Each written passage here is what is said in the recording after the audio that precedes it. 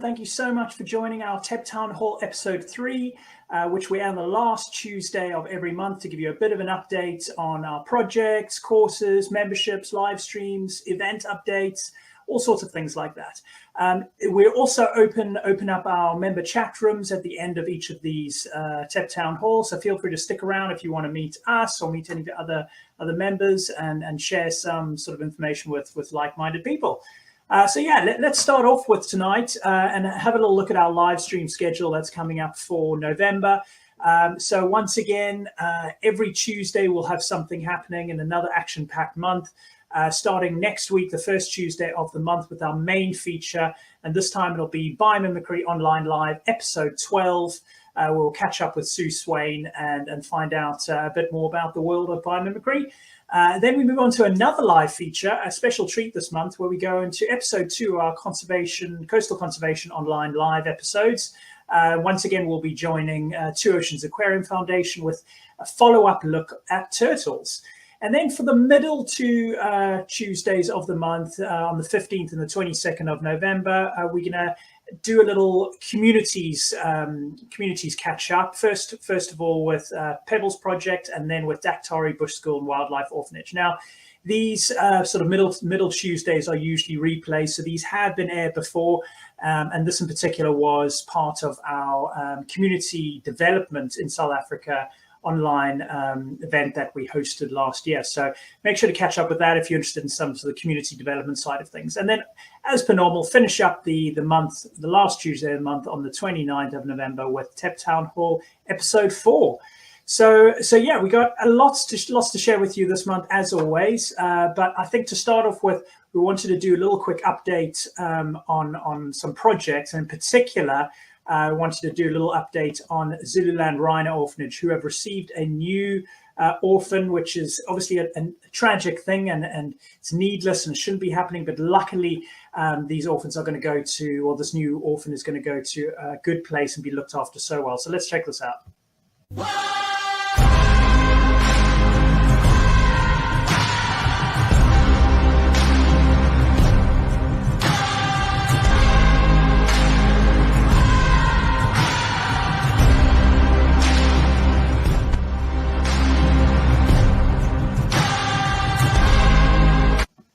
So, I mean, once again, another tragic story, but these orphan rhinos are supported by such an amazing team. And if you have been following their story since 2017, when the orphanage started up as part of the Zululand Conservation Trust, then you'll see all the amazing work that they've been doing. And we're just so grateful that this orphan has a good home to go to be looked after, raised, and then released in the future. So there are 3 ways that you can help out and get involved with this. First and foremost, donations always needed. Now, you can do this via the Expedition Project website, or you can do it by Helping Rhinos, or direct to Zululand Rhino Orphanage. Now, if you go to our donate page, so you visit expeditionproject.com/donate, there's some options there on how you can donate and where you can donate to. The second way you can get involved is they need volunteers. Now, they need volunteers more than ever, because this brings their numbers up to 6 rhino orphans that they've got at the moment. So it's the most they've ever had at one point. So please, if you've got a couple of weeks to spare, you want to go and visit, you want to learn about the conservation industry, about what it takes to raise rhino orphans, meet some amazing people in an incredible part of South Africa, then get in touch. There's some volunteering opportunities available, and this is ideal for anyone who's interested in conservation and really willing to get their hands dirty, as well as things like zoology, veterinary, ecology students, anything like that. So you can really find out what it takes to run, this amazing orphanage. And then finally, just spread the word. Obviously, these kind of projects do need a lot of awareness. So the network does need to be broadened. So just spread the word as much as you can. So moving on, I can't obviously have this TEP Town Hall without speaking about our recent Wildlife Conservation in South Africa 2022 online event and conference, which happened 2 Sundays ago. And if you missed the debrief live stream, then go and check it out. This gives a nice little summary of what this event was all about, why we did it, what it achieved, and give you some sort of highlights on it. If you did join the event a couple of Sundays ago, thank you so much. Your support is so needed. And there's still more you can do. So there's still some help from home options. There's still ways you can keep getting involved. So go and check out that debrief live stream, or go to the course page to find out what you can do following this event. If you didn't manage to achieve, once again, you can still get involved. We still have post-event tickets available, so you can watch all of the replays and get involved in every aspect of that live event, except for obviously asking live questions that'll be answered straight away, and obviously the conference chat rooms. But you can still ask questions. We still get back to you. You can still watch all the replays. And yeah, you can still just participate in all the little elements and learn so much about all these amazing different organizations, 17 different organizations. And your purchase is still a donation. So it still goes to a good cause and still so worthwhile. So let's have a look at some of the highlights. So there were 12 organizations and projects that were involved in this event.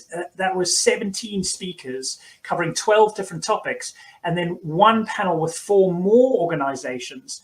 So yeah, absolutely incredible amount of people that got involved with that. That's over 540 minutes of content.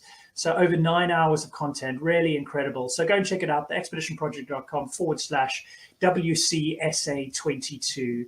That's expeditionproject.com/WCSA22. And some of the people that were involved, an incredible lineup. And we're so grateful for them to get involved. As you can see, a wide range of speakers from all different fields within conservation, marine conservation, land animal conservation, coastal conservation, ecotourism, wildlife conservation, tourism. We've got so many different researchers and conservationists, and an amazing project. So do go and check that out.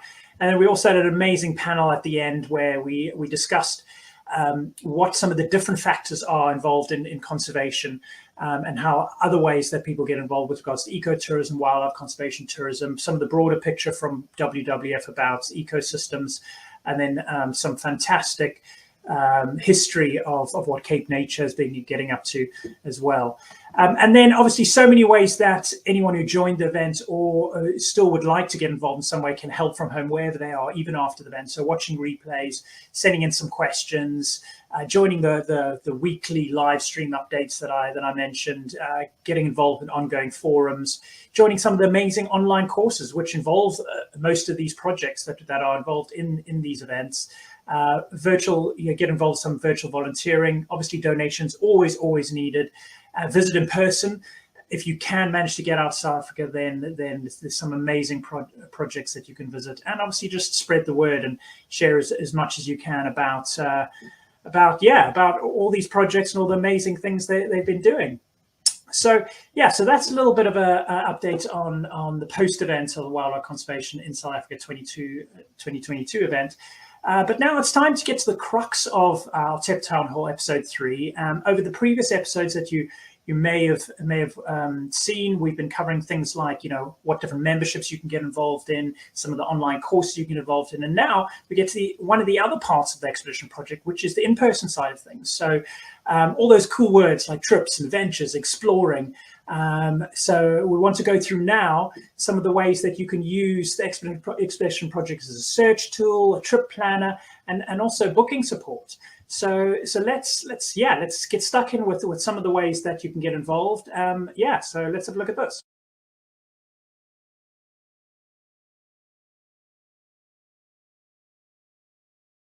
So let's talk about traveling, exploring, doing a road trip, and going around South Africa from that point of view.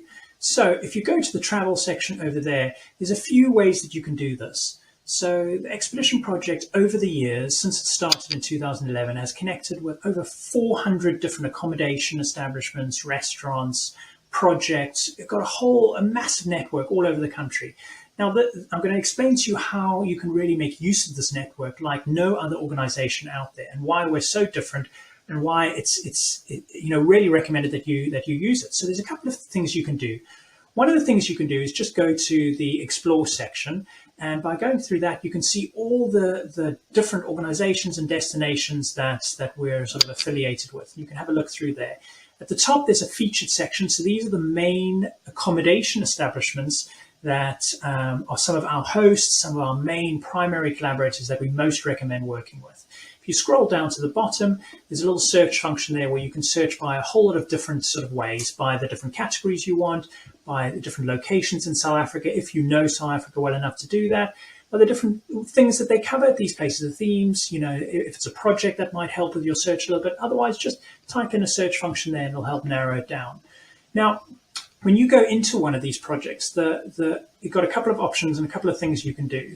So if you go into one of these listings, let's just have a little look and give you an idea of what each of these listings covers. So it'll give a little bit of a breakdown of details about this place.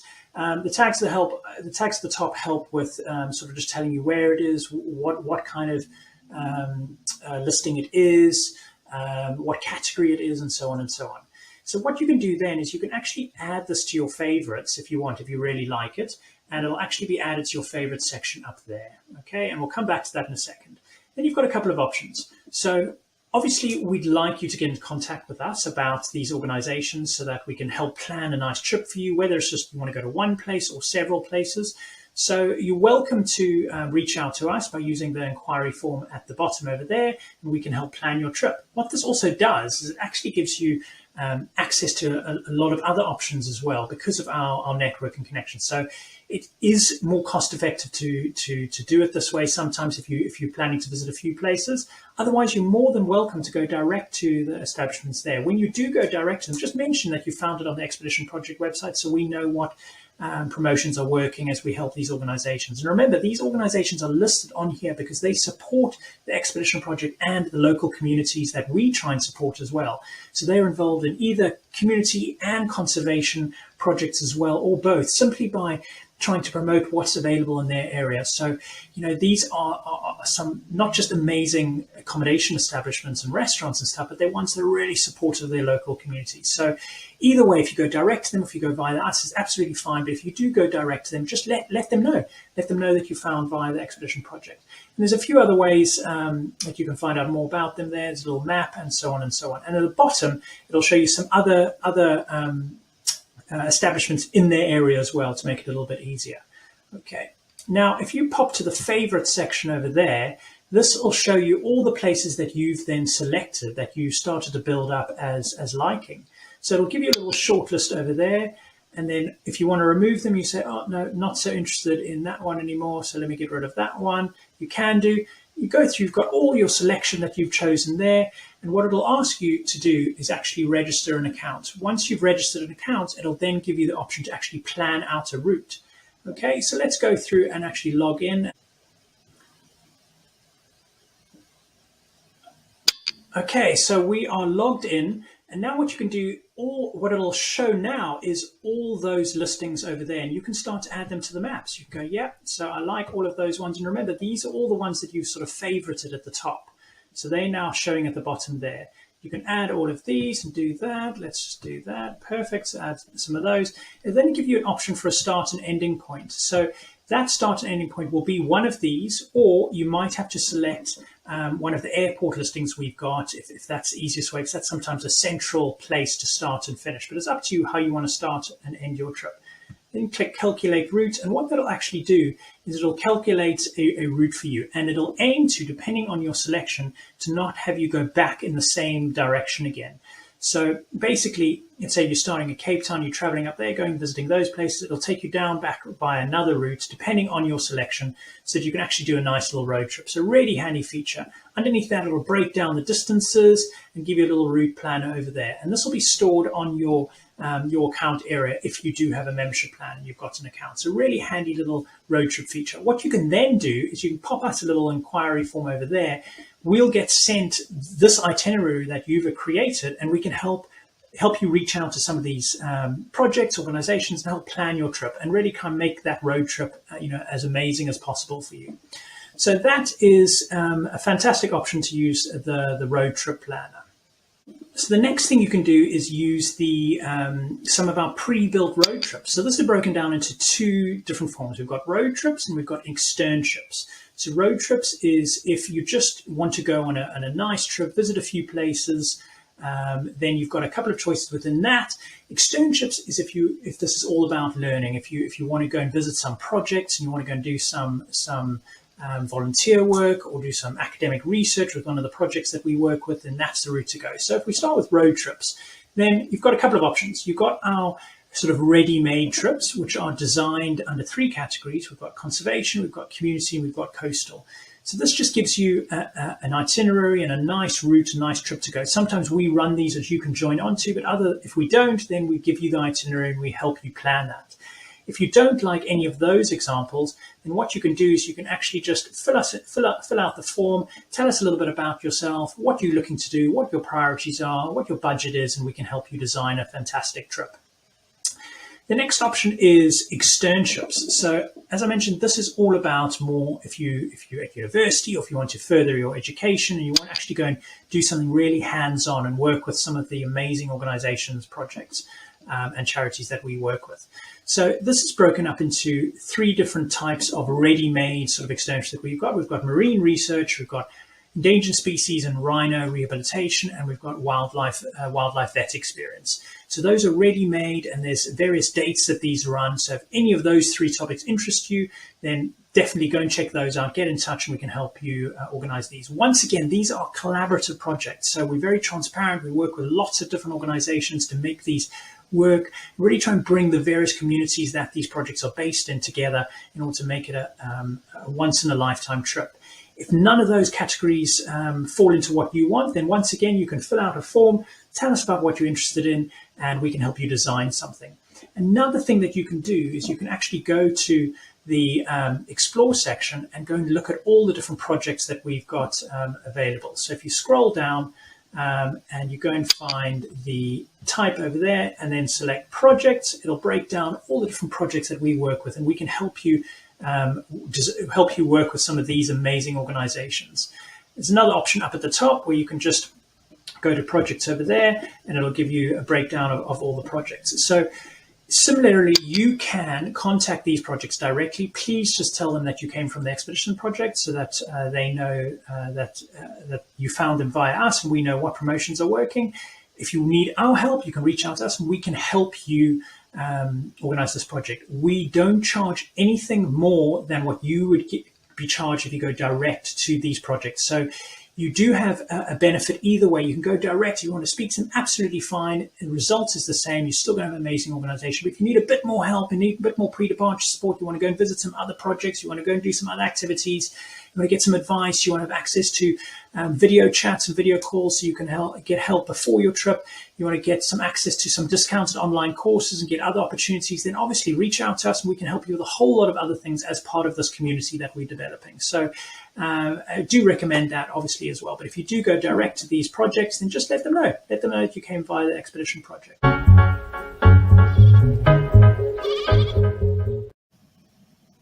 So much to go and check out and get involved with. But that's it for tonight. TEP Town Hall, episode 3. Now, remember to get in touch with your feedback.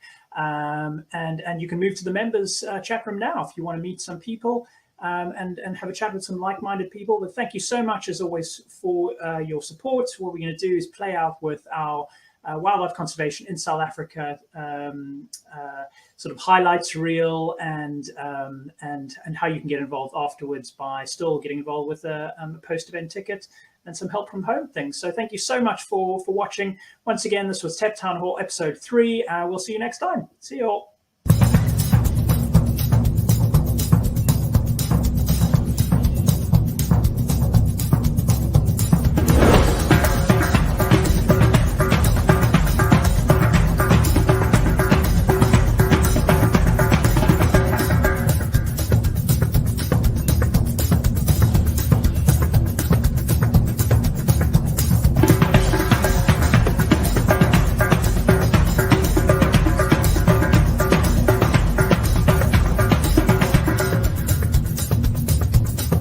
So excited. I love cats.